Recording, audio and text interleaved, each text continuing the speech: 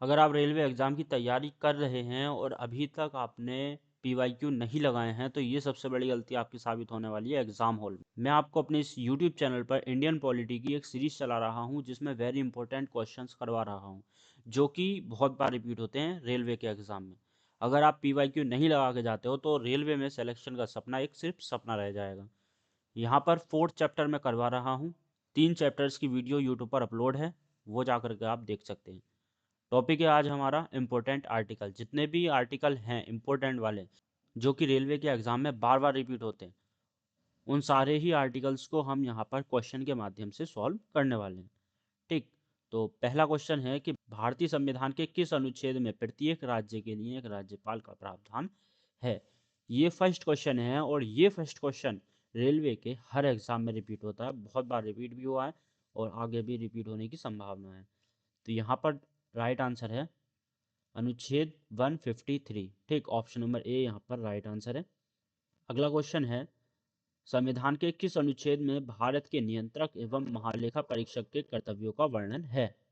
तो यहाँ पर राइट आंसर है ऑप्शन नंबर डी, अनुच्छेद 149। ठीक, लास्ट के जो क्वेश्चन मैंने रखे हैं वो तो आपको रेलवे के एग्जाम में एज इट इज ऐसे ही देखने को मिलने वाले हैं, उनको बिल्कुल स्किप मत करना। और आपका जो भी स्कोर रहे इस वीडियो का वो आप कमेंट में ज़रूर बताना। तो क्वेश्चन है हमारा, अनुसूचित जाति के लिए राष्ट्रीय आयोग के तहत स्थापित किया गया।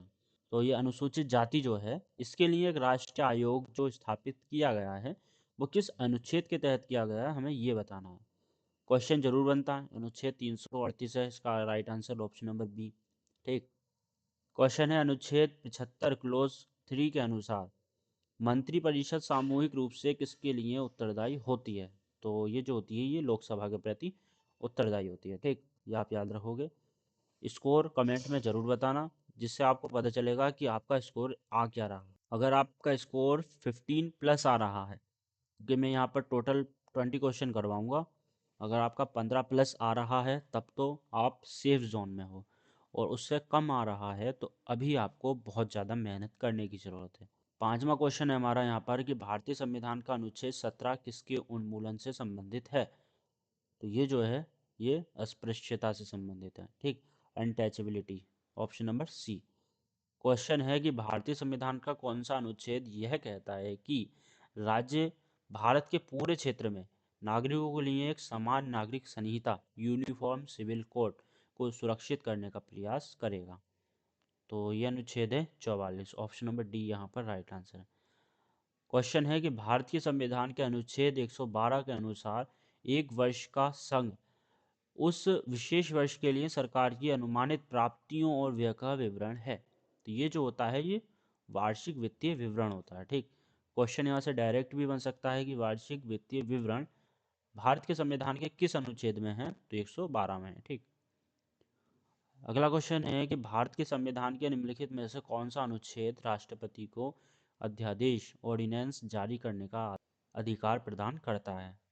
तो ये करता है अनुच्छेद 123, राष्ट्रपति को अध्यादेश जारी करने की शक्ति। ठीक, क्वेश्चन है कि भारत के संविधान का कौन सा अनुच्छेद एक उच्च न्यायालय को रिट जारी करने का अधिकार देता है। यहाँ पर उच्च न्यायालय की बात हो रही है, तो option number B right answer है 226। ठीक, क्वेश्चन है निम्नलिखित में से किस अनुच्छेद में भारत के संविधान के संसद के दोनों सदनों की संयुक्त बैठक के प्रावधान है। तो संसद के दोनों सदनों की संयुक्त बैठक का जो प्रावधान है वो 108 में। क्वेश्चन यहाँ पर ऐसे भी बन सकता है कि संयुक्त बैठक का जो प्रावधान है वो किस देश के संविधान से लिया गया है। तो ये आपको कमेंट बॉक्स में बताना है, ये आपका होमवर्क है और आपको बताना जरूर है। ठीक, अगला क्वेश्चन, भारतीय संविधान का कुछ दिशाओं में दोनों सदनों की संयुक्त बैठक के बारे में बात करता है। ठीक, तो ये है कौन सा, 108। अगला क्वेश्चन है कि भारत के संविधान के खंड 2 के अनुसार भारत के राष्ट्रपति भारत के मुख्य न्यायाधीश की नियुक्ति करते हैं। तो किस आर्टिकल के अनुसार करते हैं, हमें ये बताना है। तो यहाँ पर राइट आंसर है अनुच्छेद 124। ठीक, अगला क्वेश्चन, भारत के संविधान का कौन सा अनुच्छेद तदर्थ न्यायाधीशों की नियुक्ति से संबंधित है। तो कौन सा? Option number B 127। अगला क्वेश्चन है, अनुच्छेद 352 के तहत पहली बार राष्ट्रीय आपातकाल कब घोषित किया गया था? तो ये जो किया गया था 1962 से 68 के तहत किया गया था। ठीक, 1962 से 1968 के बीच। क्वेश्चन है, भारतीय संविधान के निम्नलिखित में से किस अनुच्छेद में प्रावधान है कि 14 वर्ष से कम आयु के किसी भी बच्चे को काम पर नहीं लगाया जाएगा? तो ये किस में है? अनुच्छेद 24 में ये प्रावधान दे रखा है। ठीक, यहाँ से क्वेश्चन बनता है और बनेगा भी। क्वेश्चन है कि भारतीय संविधान के अनुसार अनुच्छेद मौलिक अधिकार का कौन सा युग्म सही है?